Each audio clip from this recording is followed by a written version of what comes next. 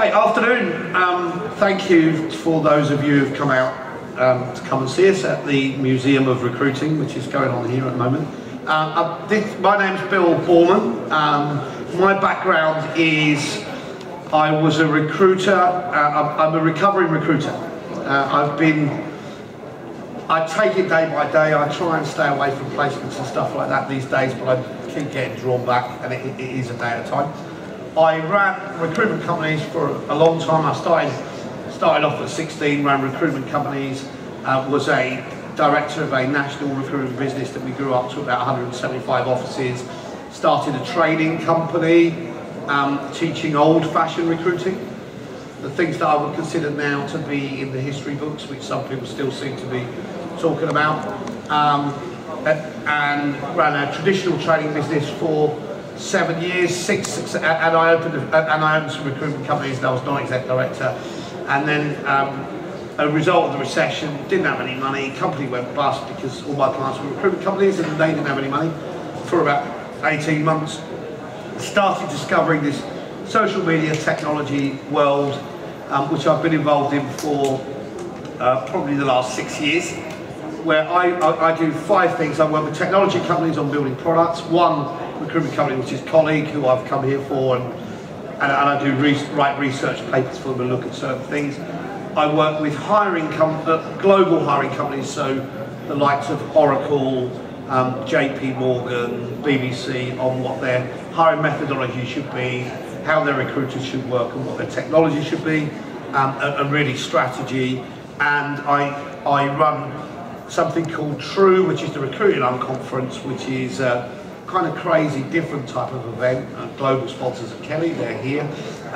It's kind of a crazy thing that we run twice a year in London, and we have about 100 events a year, 65 countries. So I spend my time talking to recruiters and trying to understand what's changing. And I think it's really important right now that we pick out the we pick out the things that are changing, and we look at the opportunity. I think running a recruitment business, I'm very passionate about the sector. It's given me a great career. It's given me a great opportunity and springboard to a lot of things. So I'm very passionate about it. But I think probably the recruitment sector is under more potential risk than we ever have been before. And I think we're living in a bubble at the moment because there's lots of people. You'll see lots of speakers here who will, especially our trade organisations, will be coming out and going, everything's great, there's more money being made, there's more jobs being filled, everything's fantastic. And I think that's true, and I think that's true when we look at it for today compared with last year or the last 5 years. Last 5 years have been pretty shit, right? So it's not difficult to be doing better. What I'm interested in is what's the total overall market? What's the total overall market globally of people using third-party recruiters for contracts, for permanent placements, for executive search, for all those kind of things. What I'm seeing from global organisations, if I give you Oracle as an example, the first year I worked with them, they spent $270 million globally on third-party recruiters. Last year they spent $1 million. So there's $269 million disappeared out of the market. That's gone somewhere, right? And there's lots of organisations I'm talking to that are doing that. We've also got connectivity so people can connect. So I think we've got this challenge to say, actually, as recruitment businesses, how do we reinvent ourselves? How do we do something different, which is valuable? There's no longer a value in connections and introductions, right? Because anyone can connect with anyone. Anyone can go online and connect with companies. There's no value in the way that there used to be. When I started out in recruiting, there was a real value because the old-fashioned method of hiring, this is what it was all about, this was where my value was if you wanted a job, you had to come and see me. And when you came to see me, you had to fill in a form, and then we developed the technology a bit more, and you could type, and you gave me a CV, whatever it was. You gave me that, and I put it in a filing cabinet, but no one else could get that unless I showed it to them. So that gave me a real there was real value in data. Now, someone wants to find you, they go on LinkedIn, Google, Facebook, any number of places, any number of directories. They can dissect data, do a Boolean search, and you can find anyone you want when you know how to look. Like, you can find anyone you want on the internet, even people who don't have a profile. You can find out who people are because there's data evidence out there.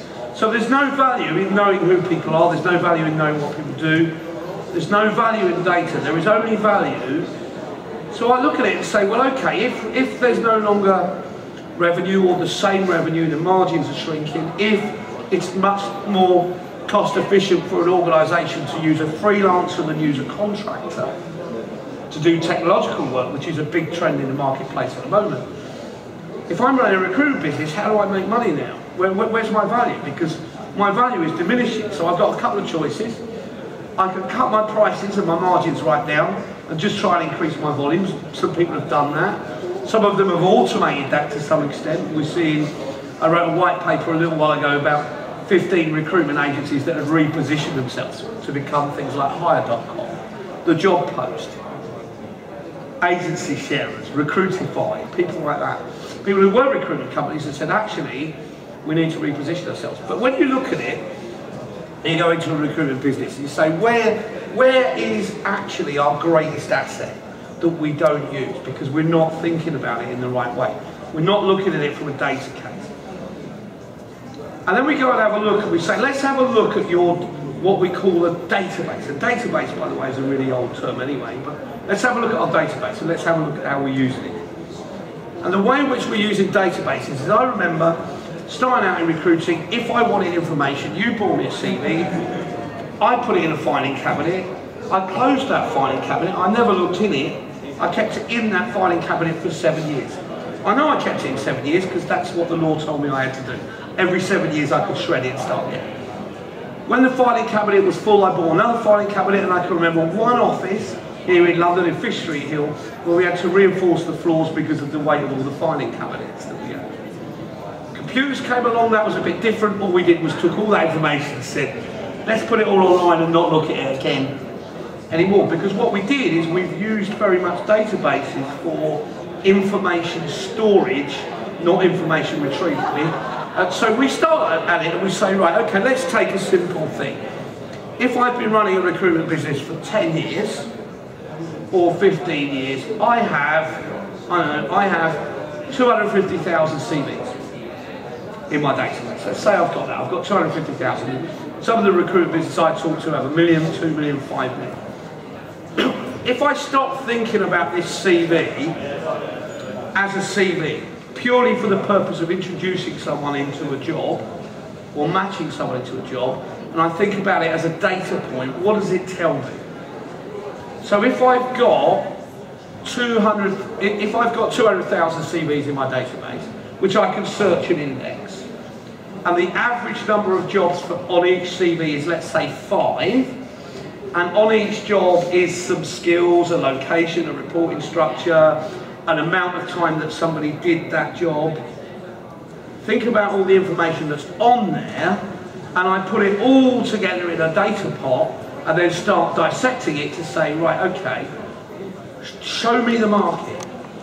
Show me the market. If I've been working in a niche, all the CVs that I've collected over time means I should have a really accurate map to say, this is the market.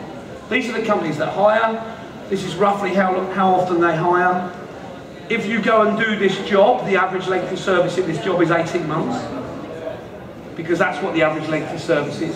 I can start to dissect and chop my data. Because that's actually what do I want to do with big data? Well, we use the term big data. There's a whole load of BS talked about big data and what it is. Really, what do I want to do? Whatever level I am in my business, if I own the business or I'm running a desk on a basic level, I want to be able to go to all the data that we've got, and I want to be able to ask it a question and get a meaningful answer, which is going to make a difference to the way in which I do my job.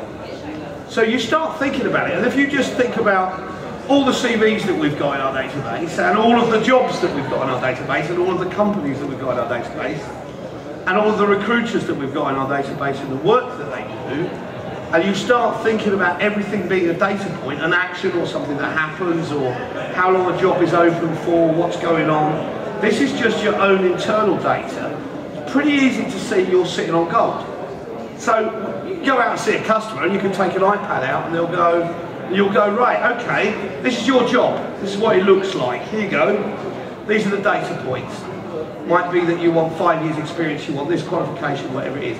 Then you can show them. You just project up on the wall and go, this is the market. So based on that job, this is how many people could do that job. This is how many of them are active at the moment. However, if we were to move that salary a little bit, and you have like a Wonga bar and say, we just moved that salary by £5 grand, these are the people who are available. You want to go and have a look at them, let's drill down. You might go and see them and say, this job is great, but why are you housing it in Birmingham when all the skills are in Manchester? Why don't you just put this job in Manchester? You start to become valuable. Think about who you want to access your data, right? Who do you want to access it? If you take the walls down and make it public, who do you want to access it?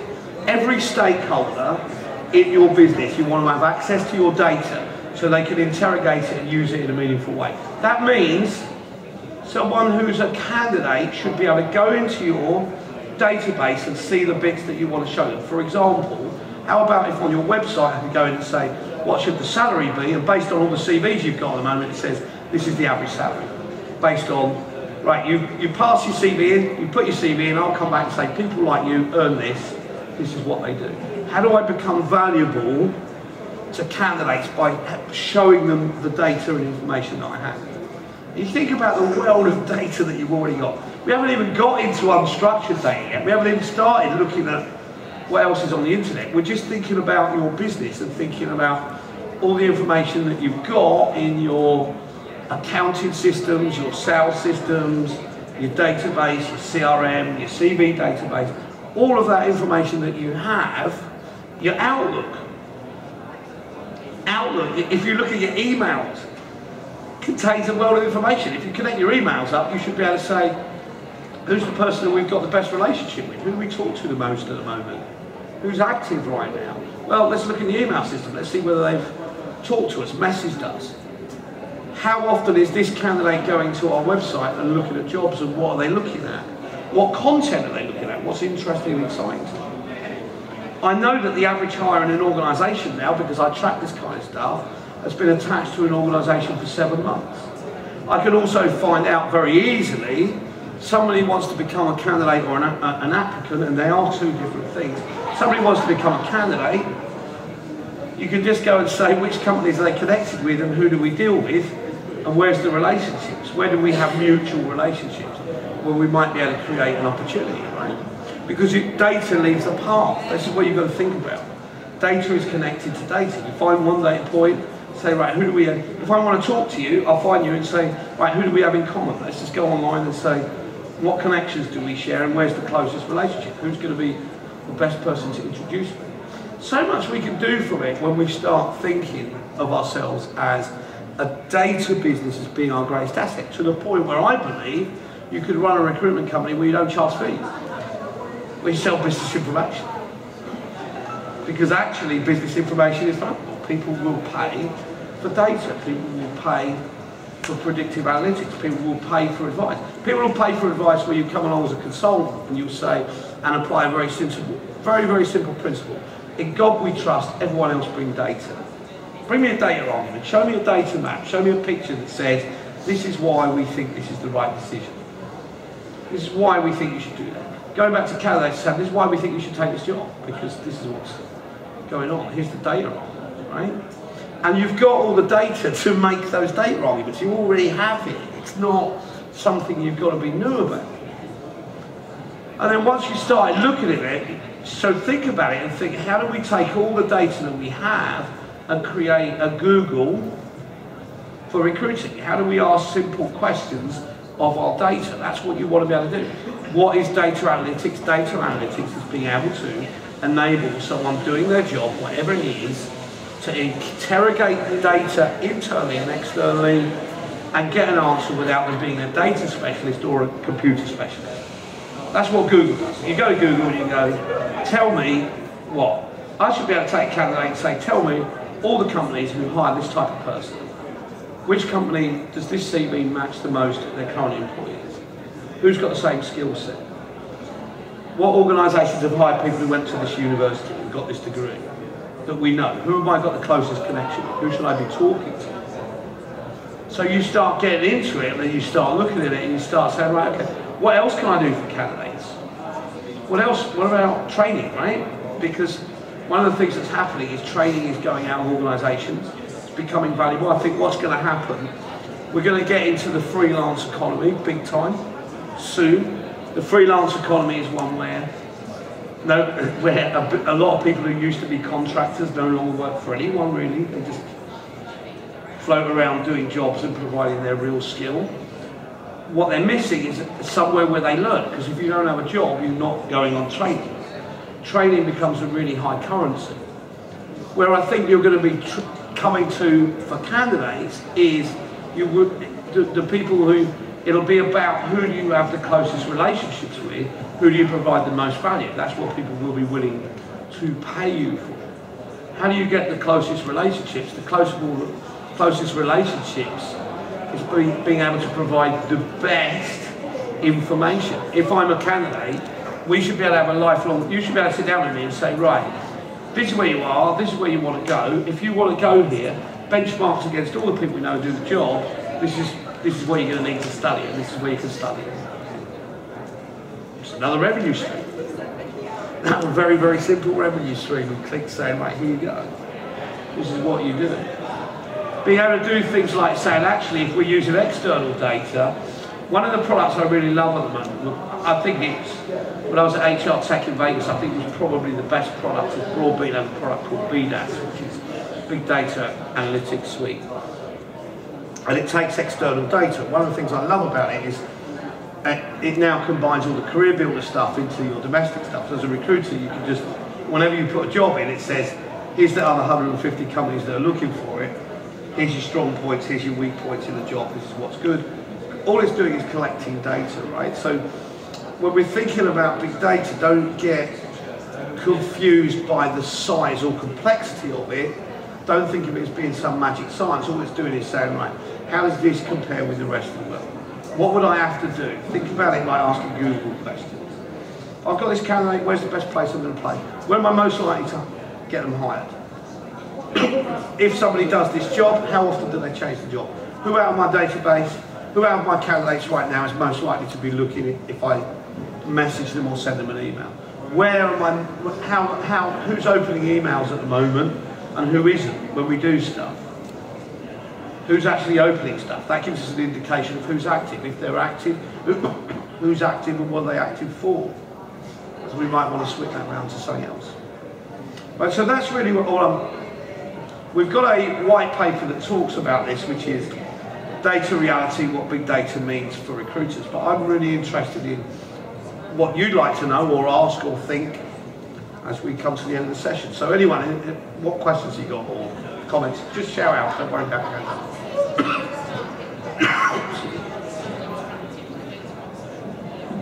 On social media? Yeah, no, so for me, for recruiting, the starting point is Twitter. And the way you do this on Twitter is you use a free application called Social Bro. The way in which I use Social Bro, again it's in the white paper, but the way in which I use Social Bro is Twitter lists are more important than who follows who. Because Twitter lists enable you to group people. So what I was doing, and once you've got data of people, what they do, you can start to crunch it and analyse and say, who are these people, what do they do, what do they like, where do they go? One of the real benefits you get of Twitter is 80% of tweets are posted from a phone, so you can also find the exact location of someone at the time that they posted it. So you can kind of look at stuff. So I had to search for people for an organisation in Dublin who were a certain type of C++ developer. The way to do that was to search for geek words. If you search for profiles of C++ developers, you get a whole load of C++ developer recruiters. That's what you get back. Whereas if you go and say, right, what are the unique words that one developer says to another? You already know who your developers are. So if you say, here is my list of developers who are registered with us, who work with us. We know they're developers. They are our audience.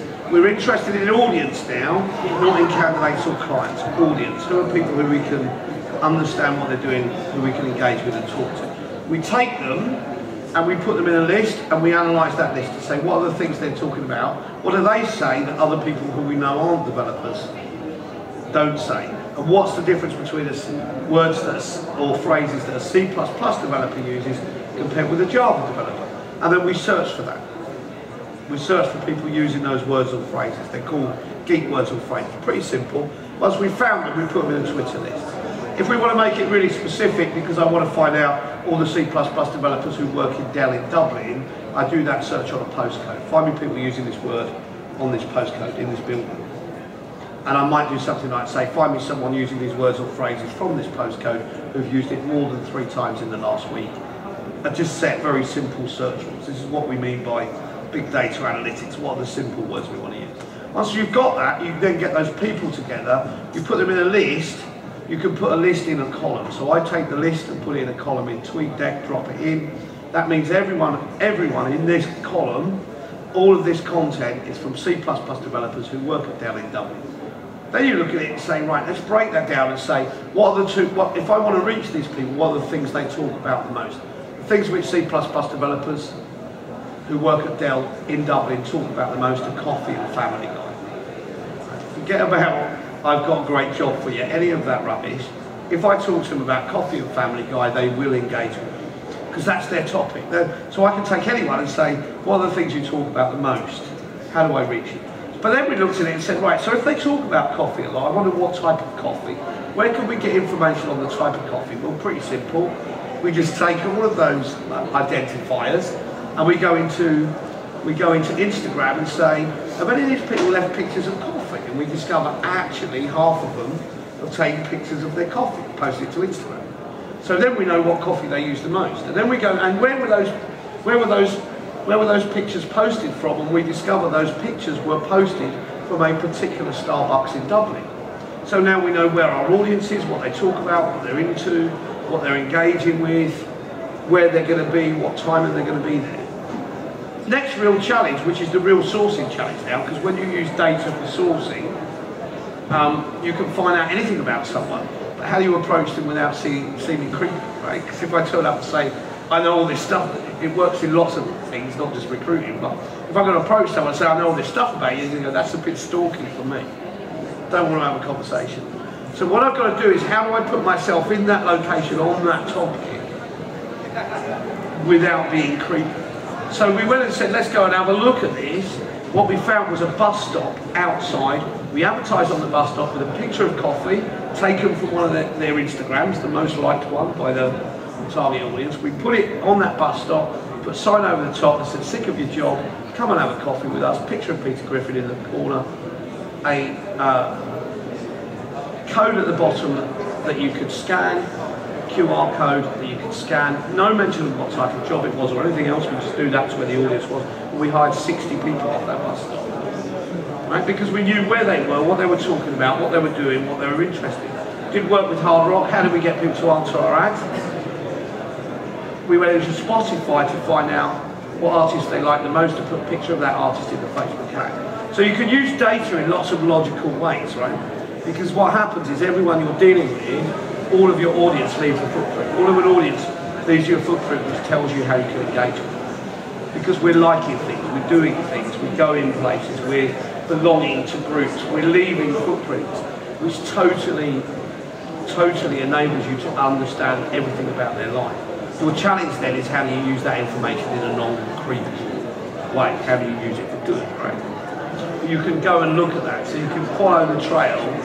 And I'd say, from a data point of view, think audience, don't think candidates and clients, because they're all one in the same thing.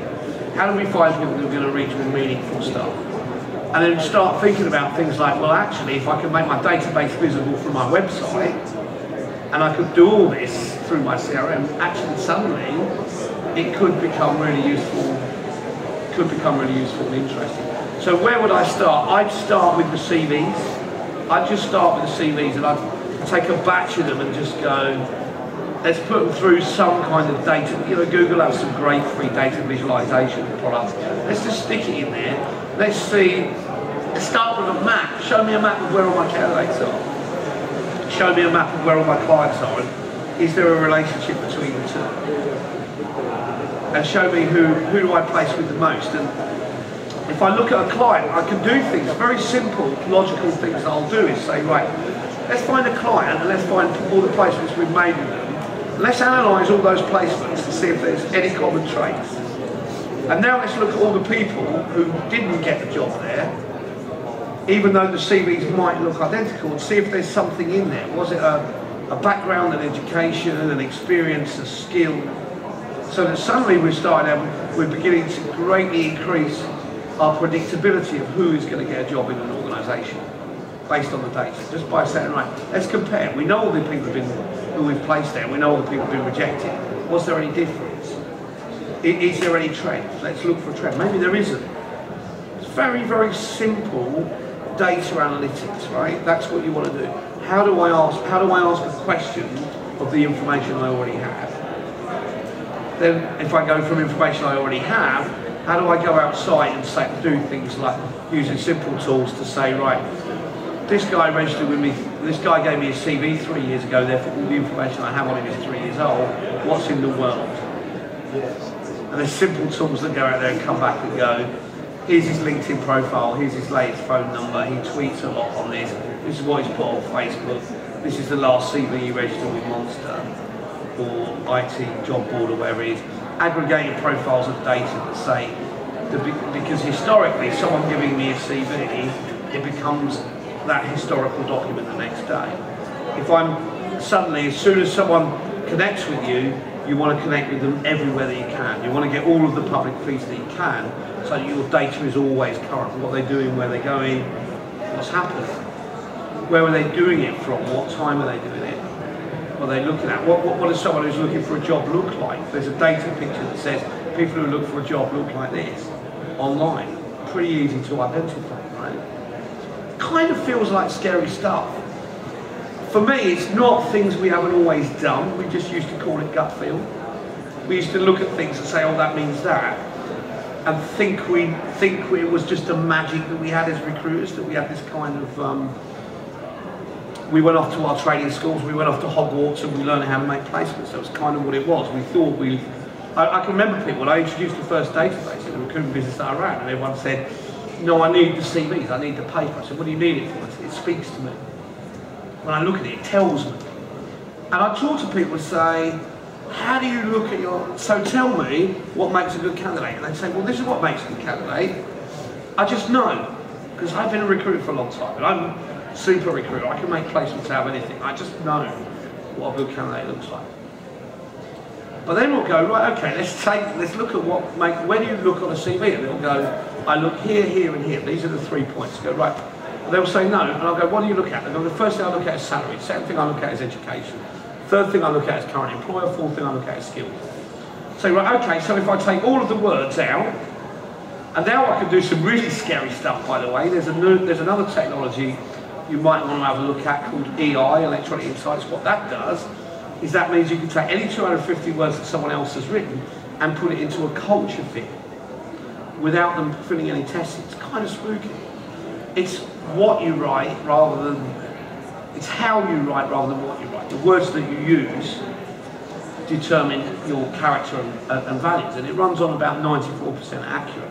It's a historical data test that we've run. So you kind of start looking at it and thinking there's all of this data that we could, all of this that we have in our business already, that we could use if we stop thinking of ourselves as being a placement, a transactional placement business. Because that's in the 20th century. That's Tony Bird and Red Brace's time, right? You know, the idea of go in the office, pick the phone up 40 times, try and make 30 calls. The idea actually of picking the phone up and having a conversation is kind of really scary and old-fashioned to me. What are we doing?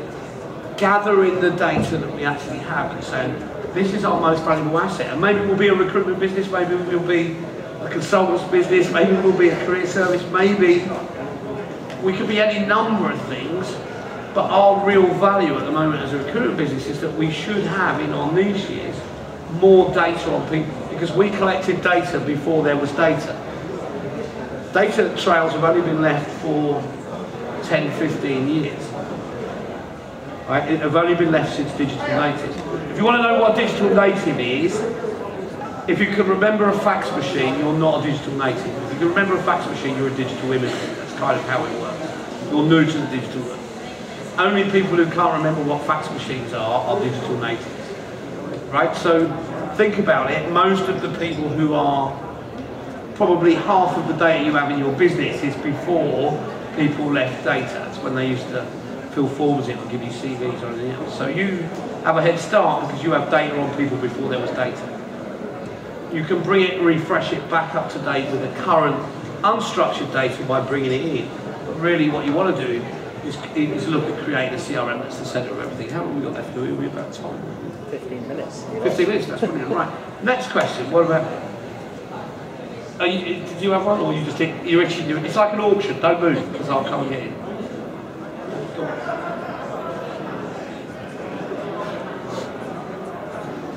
How do you find clients and contacts? Right, well I think that's pretty simple. If you look at CV, you've got a description of every job, you've got a description of every skill set, you've got a description of length. So one of the things that I look at as a beginning, so in the beginning I'll ask that question, because I think that's what you've got to do. What you've got to do is take any data tool, sit there and go, what would be really useful for me to know? What would be useful information for me to find out? And if I asked it, what would it tell me?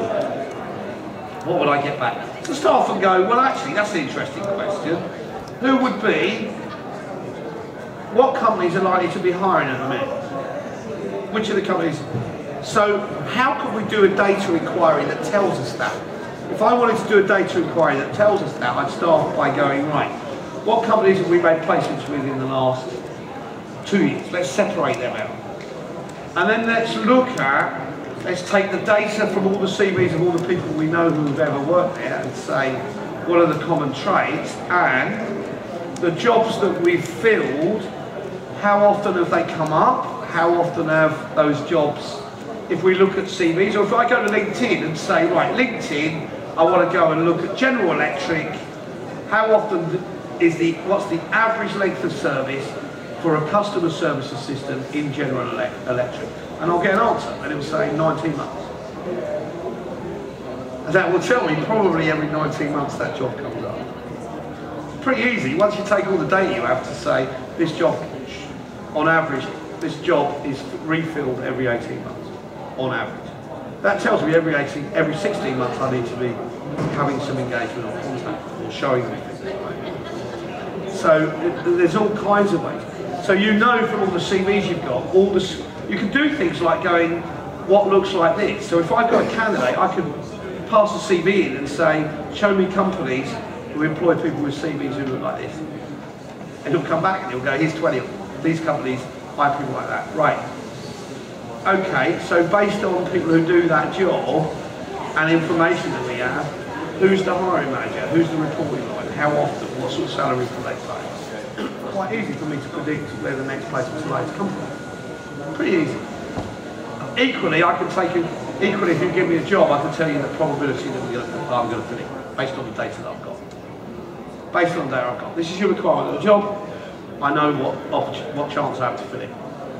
Between 1 and 100%. So it tells me whether it's worth spending any time on it, or any money on it, or any resource.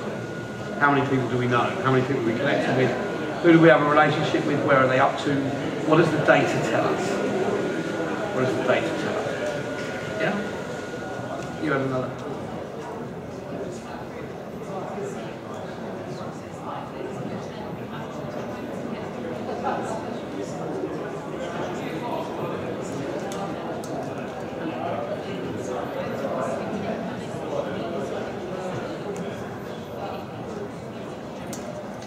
I probably disagree with that, because the data says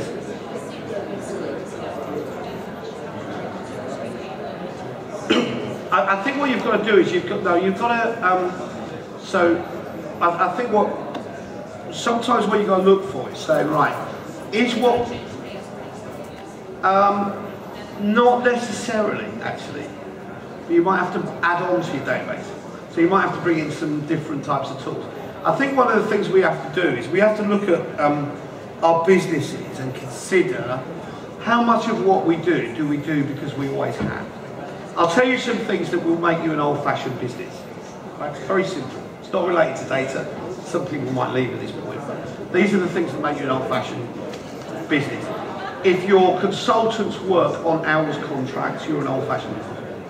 Consultants are hired to work 35 hours a week or between the hours of 9 to 5, you're an old-fashioned business. You're not geared for the modern world. You're a 20th century business is how I describe it, and we've been in the 21st century for a while. So that's the first thing. Why do we think this? We think this because we look at how people communicate. The way in which people communicate, the times at which people are most likely to want to communicate with you are between the hours of 5:45 in the morning and 9:10. There's a little jump between 10 to 11 and 11:20. When everyone used to smoke, they used to have a fake break, now they have a Facebook break. That's when people log on and see what's going on. We get another jump between 20 to 12 and 2:15. And then the peak communication time, when people want to talk to you live, is between 4:52, something like that, at night, and 9:45 is the peak. 9:45 at night is the time when people want to communicate with you the most. So if I was running a recruitment business now, we'd have to be live at those times. And why I'm saying about hours, one of the things that I've learned from looking at businesses that have been very successful, what they've done is they've said, let's get rid of hours, get rid of holidays. How do we manage people? We manage people by outputs. What are their results? That's what we do. However you do that, if you do that in 50 hours, 30 hours, you do it from your home, you do it from a business center, you do it from an office, this is what you do. The other thing I do is I take all the phones off the desk and say, for God's sake, don't ring anyone. Because when you talk to candidates, that's the real thing. How do people communicate? How and where do people want to communicate? People want to communicate, and we need to consider conversations as being digital, or mobile to mobile, or via a Skype device, or via Facebook Messenger, or any of the modern ways of communicating. Then we've got to consider, if we want to be seen as a modern business, if we're hiring in different areas, what are the tools we need to be using? Well, actually we need to be using Google tools like Google Drive and stuff like that, and Google Documents, and the way in which we present things. SlideShare, right? As the data tells me, as people running recruitment businesses, you need to go to LinkedIn and ask them to provide you with your Merlin data report. Your Merlin data report is all the things that happen behind your LinkedIn, where people end up changing jobs, what they end up doing and where they look. Certain things I can promise you, almost definitely your most valuable piece of internet real estate will be the individual LinkedIn profiles of your recruiters. More people will look at those individual profiles than will look at your website. I promise you that. But when you look at the investment you put into those profiles, it's usually fairly small. If I was running a recruitment business now, I wouldn't have recruiter licenses. Really. They're only really work if you've got real specialist data sources. What I would do is spend the same money on branding, same money on having a good company page, making sure there's good content, making sure you've got things like a SlideShare account for sharing information. And then start looking at it and saying, what content, how can we create content from data? Well, think about all the data you've got. If you can provide really useful stuff that enables potential candidates, potential clients to actually go to your sites and engage and identify what's useful, they will go and do that. Let them see inside your data, make your database visible in all of your touch points to answer questions for anyone. So people can go in and say, what's the average salary? What's the market rate? Where do people work? Think about things like Amazon. You know, do people go on your career site and go, actually, who do they connect with when they go on your website? Do they go on your website and connect with jobs, or do they connect with people? Actually, you want to connect them with recruiters, not with jobs. Connecting with jobs is, you're going to get your highest bounce rate, because people connect with jobs and drop off, right? Start thinking about what else you can do. There's another model you can look at as an organisation, Hired.com, just comes to the UK, run by a couple of ex-recruiters who also ran 99 Designs.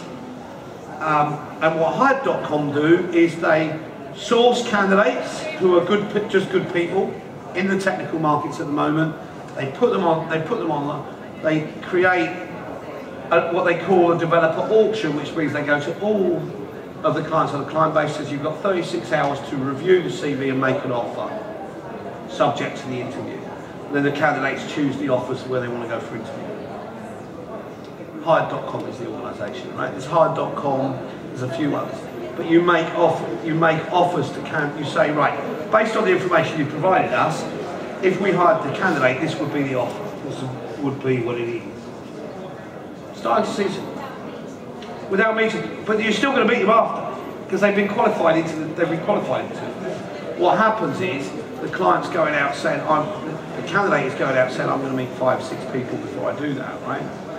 That's just people thinking about it and thinking, what have we got and how can we reframe the market in a way that will advantage us, because right now we're just providing a service the same as everyone else, and there's too many of us. We're just doing the same thing. So we've got the data, we've got the experience, we've got the marketing, right? Think about how do you market? How do you sell your business? A couple of tips I'll give you on that, and I have the data to back it up. If you market by email, or you contact candidates by email, or anything else, if an email is longer than 5 lines, it's a waste of time.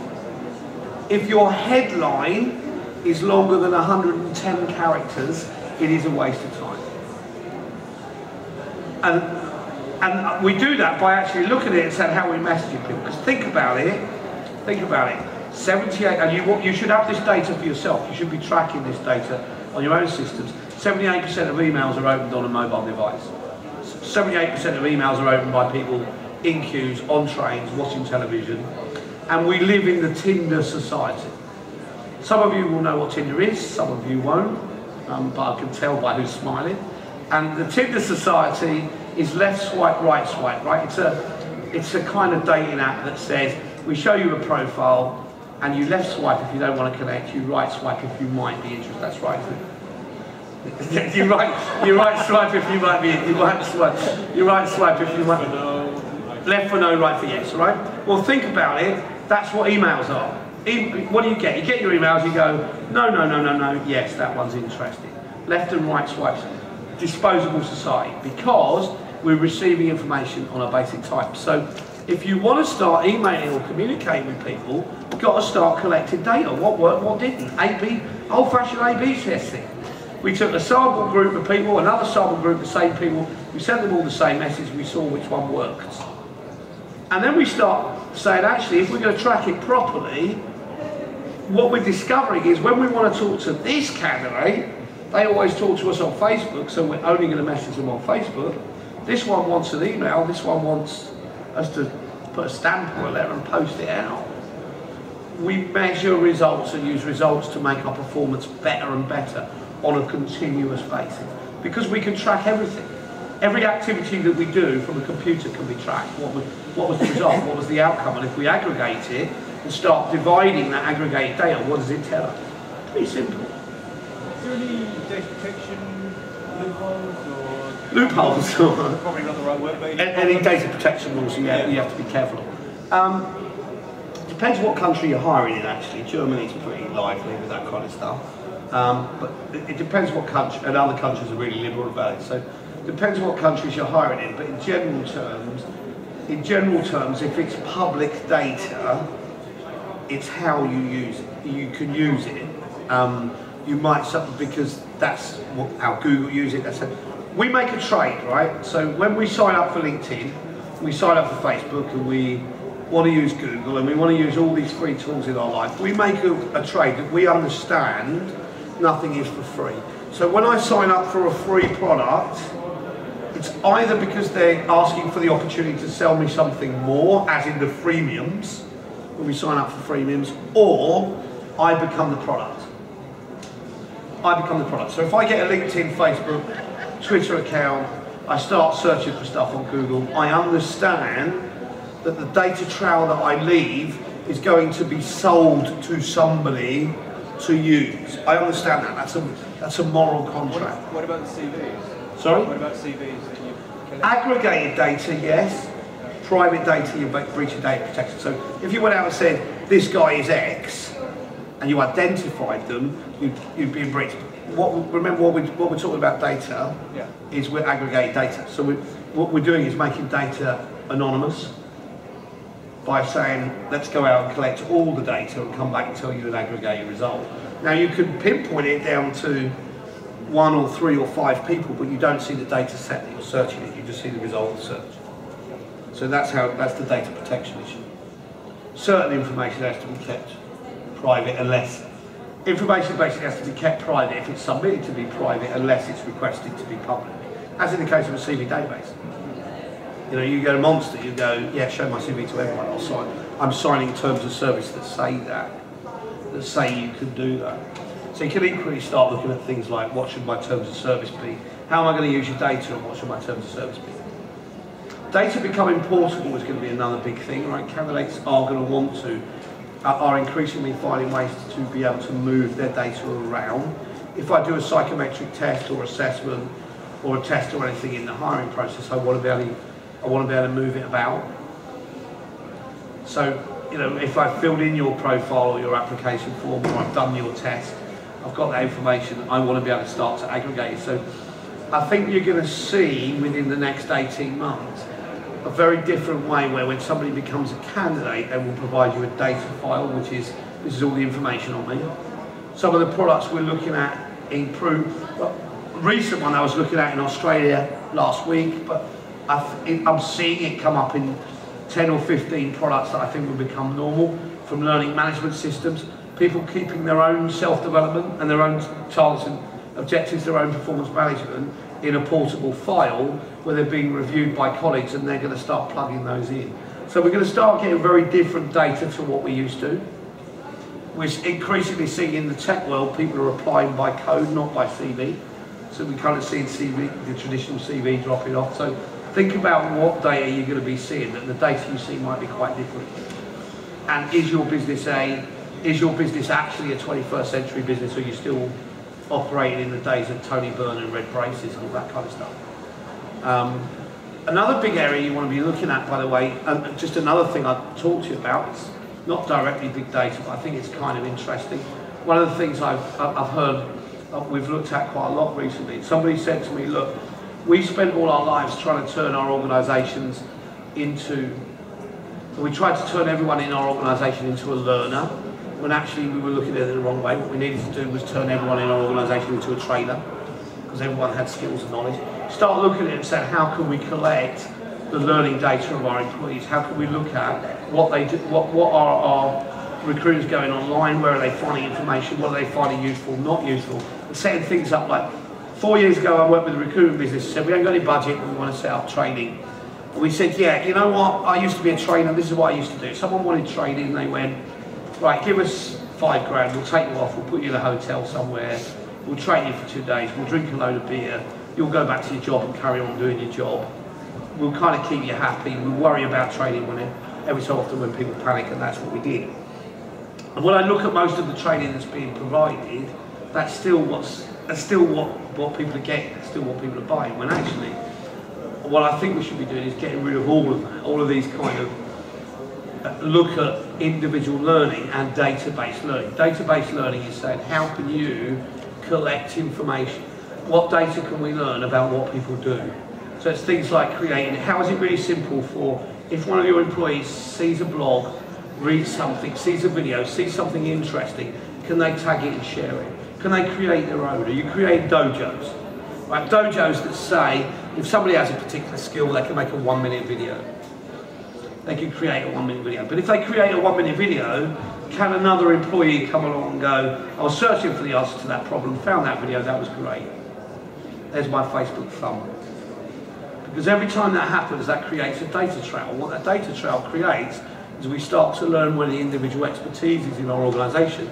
And not only do we know where the individual expertise is in our organisation, but we can start, other people can find it. When you have a problem, go find a solution. And we don't pay for that stuff. It's free and it's peer-to-peer learning, right? It's the way in which people learn. How do people learn stuff? I watch my kids come home. They've got a problem with homework. They don't Google it, they YouTube it. They YouTube it, they find They find enough videos to go, this is the one I want to watch. Are we actually running our recruitment businesses like that? Because actually there's two sides to it. There's our recruiters that we should be making our content available in this way and using data to measure what's popular, what isn't, what's working. What videos did 50 of our recruiters watch and stay to the end of the video, whereas 50 of them looked at it but most of them ditched it after 30 seconds? How can we start doing those kind of reviews to say this is information that's really useful? And then actually, shouldn't we be doing exactly the same thing on our websites? Creating learning communities for the candidates and clients we're trying to attract to say, right, this is stuff we've seen, this is stuff that's interesting, this is how it's ranked, this is how it's rated, you can vote it up, you can vote it down. Here's some places where you can connect and talk about stuff that you want to. And by the way, if you want to come and talk to us about jobs or hiring, we're over here, but we're a part of the community. And usually, but measure everything to say this is what's popular, this is what isn't, and we make what's popular available. That's what Google do. More people who search for the same thing, the more time they click on a result, the more time that result comes up, the longer they go before they search for anything else, the higher ranking that result is. How can we run our information in that way? Got to think about that. We've got to start thinking about the technology. Does the technology we use have an open API? An open API means data flows in one direction. You've got all of your data hidden. You've got all of your data hidden away in places like your LinkedIn profiles and your Facebook and your Twitter and all that kind of stuff. How are you getting that actually into your database so you can start to break it? You can start looking at it and say, what does it tell us? All these people we're connected with on Twitter, what's the topic they talk about the most? Data sourcing. Something else I would do if I ran a recruitment business right now is I would have a team of data sourcers. They would be nothing like recruiters. They definitely wouldn't be resourcers, and they wouldn't be searching for CVs. Absolutely key. They would be sourcers, so they're searching for data points and people. Who are people we can connect with? Who are people we can bring into our ecosystem? Probably they would work in their own booth. They'd have a glass booth so that they could open the door to talk when they wanted, but when they didn't, they could just play music and just search for people and be data analysts. I'll give you an example of why that's useful. When I was doing some work with an organisation, they came to me and said, right, we want to be able to identify, we want to do some data sourcing, we want to be able to identify all of the C++ programmers who work for Dell in Dublin. How are we going to do that? I said, well, actually, probably the best place to go to find them is Twitter. That's going to be the easiest place. So that's where they're all going to be, and they're going to be tweeting each other. But we're not going to find it by searching profiles of people who, by searching for profiles of people who are C++ programmers, because if we search for profiles of people who are C++ programmers, all we get is C++ programmer recruiters. And no one wants to speak to them. So what do we want to do? We find what are the geek words. Well, you've already got an advantage because you already know who your candidates are. You've already got a fixed set of people to say all these people are C++ programmers, or nurses, or whatever market, teachers, whatever market you're in. And you take those people and you go and say, right, let's find all of their Twitter accounts. Let's take their email address, put it in Twitter and find these people. Let's put them in a list and say, these are our candidates. We know what they are. Then when we've got them in there as candidates, we can do the next bit, which is saying, now we have them, let's search all their content to find out what is the common things what are the geek words? What are the things that they say that other people don't? What does a C++ programmer talk about that a Java programmer doesn't? It's no different to, you know, if you get on the train, if you get on the DLR going back to your offices or your homes or wherever you're going later, and some other people get on the train that have been to this conference and they start talking about recruiting, straight away your ears prick up and you go, I know they're recruiters, right? So we can search for that data and identify people. Then we can start getting information like what do they talk about the most. C++ programmers at Dell, the things they talked about the most were coffee and Family Guy. So we knew that if we talked about coffee and Family Guy, we'd have a conversation. Then we said, what type of coffee? I know, let's go and look at Instagram because they've left a data trap. We were able to find pictures. And when we found pictures, we were able to say, now you know what we can do, let's find out where they posted it from, because most social media content is posted on a mobile device which gives the location. This is the Starbucks they posted from. So how do we approach those people without seeming creepy, without seeming stalky, right, which is the big challenge. Now I can find everything out about you. it applies to lots of areas of life. How do I appear to be not stalky when I come in? Although I know all this stuff about you, this is how I do it. I find out everything about you, and then I go, right, where can I do it? So we advertise on the bus stop with a cup of coffee using a picture from the most popular picture from their own Instagram, liked by them. They sign and say, fill out their job, come and have a coffee with us at a QR code. We hired 60 people off that bus. Because we use data to understand location, people, audience, time and interest. Meant that what we can do is use data to deliver a message, whether it's an email or a social media message or a marketing approach to them. It means we can understand our audience, and when we can understand our audience, we're delivering a message to an audience of one, and it's different to every person. Thanks everybody. There's a white paper on stand, what stand? 62. You go to stand.